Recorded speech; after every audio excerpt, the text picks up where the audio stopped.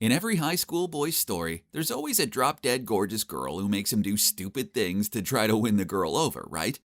Well, my story is pretty much along those lines, except I was competing with a dog. Yeah, you heard me. Here we go. So my name's Liam, and I'm 17. And Suzanne is the girl I was chasing. I remember the first time I laid eyes on her. It was during a football match at school, and she was one of the cheerleaders. Her bouncy blonde locks and her bright blue eyes drove me crazy, and I couldn't take my eyes off her. In other words, I was smitten, so that's when I started my pickup plan.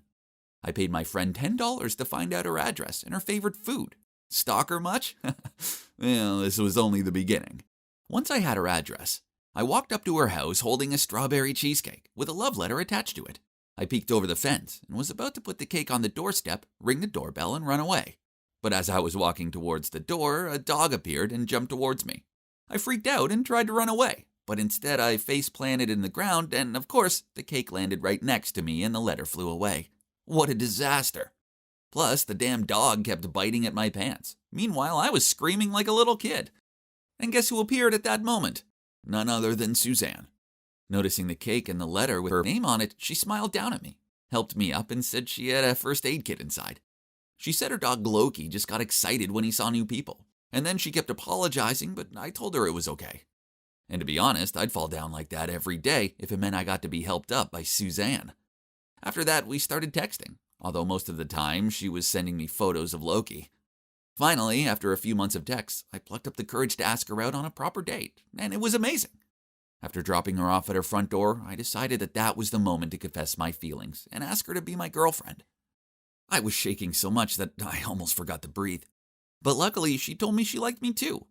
Then suddenly she grabbed me and planted a big kiss on my cheek. And so I held her and decided to go in for a proper kiss on the lips. But out of nowhere, Loki appeared and leapt on me and I fell flat on my face. Not again! And this time I was furious. I sat up and I was about to go crazy. But then I noticed Suzanne was laughing. "Loki seems to like you," she joked. "He's driving me insane," but seeing how happy she was made my anger all gone. I was about to stand up and go in for a kiss again, but Loki kept pulling Suzanne inside. She had no choice but to follow him. So I was left there all alone. Man, what was that dog's problem? After that night, I refused to go to Suzanne's house when we met up. I even told her I thought her dog hated me, and she thought that was hilarious. She then said he was just protective, and then she shared the story of why they adopted him. So when I was 8, my best friend lived next door. His name was Andrew, and Loki was his pet. The three of us were so close, but one day Andrew's parents got divorced, and Andrew moved to Canada with his dad. So he left Loki with me. It's been 9 years since we saw each other. A thought crossed my mind. Maybe Loki hated me because he thought Suzanne was Andrew's girlfriend. No way! He was just a dog, right? And the trouble was never ending. Prom night arrived, and Suzanne was so excited. I made sure I got to her house early and waited her for a while she did her hair and stuff. I told her I'd wait outside, but she insisted I come in. I was dreading seeing Loki, but of course there he was, waiting for me by the couch with a smirk on his face. I mean, come on, since when do dogs smirk? I sat there nervously watching him, but after Suzanne had gone back upstairs, he came over to me with a photo in his mouth. It was Suzanne sitting next to a boy, and Loki was there too. Obviously, it was Andrew in the photo, and they looked so happy together. Why was Loki showing me this? I looked Loki straight in the eyes and said, "Listen up, Loki. Andrew and Suzanne aren't together. Suzanne is my girlfriend, so just leave us alone, okay?" Loki just kept staring at me, then he left. It was clear I'd lost the plot. There I was threatening a dog.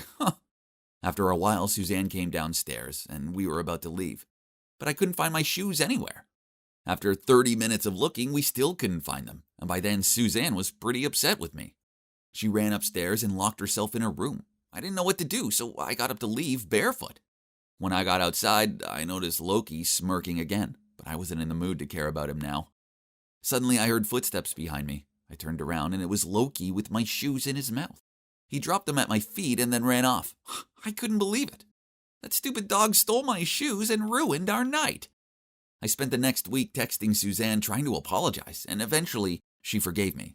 But I still hate Loki so much. He was seriously making my life a living nightmare. During the summer, Suzanne was going to Chicago with her parents to visit her aunt, so she asked me to look after Loki for 2 weeks. What? You've got to be kidding me. I had no choice but to agree. If I said no, I'd risk losing Suzanne. So when I went to pick him up, I saw him standing there smirking at me again. It looked like he was saying, "Oh, hey, Liam, are you ready for 2 weeks of hell with me?" The worst part was all the instructions Suzanne had for me about how to take care of her precious Loki. Feed him with organic dog food 3 times a day in his special bowl. Then make sure he gets 2 walks a day, no less than 5 miles each time. And every night at 6 p.m. he needs his bath with his doggy bubble bath. He likes to be massaged behind the ears. And please read him a bedtime story to ensure he has sweet dreams. This had to be some kind of joke. How would I remember all of that? And as expected from day one, it was a total disaster. It was summer vacation. So I wasn't going to bed early. In fact, I was playing video games with my friends all night. So I never managed to wake up at 6 a.m. to feed him. And surely he wouldn't die if he skipped a meal, right? But well, he didn't give me much choice. He leapt onto my bed at 6:30 a.m., licking my face and demanding food. Another time I was going to my friend's house, so obviously I couldn't take him with me. So before leaving I said, "Hey Loki, be a good boy, I'll be back soon." Then I smirked and locked the door. Loki started barking, so I knew he was angry. Well, it served him right. However, when I got home that night, I discovered he'd peed all over my clothes and messed up my entire room.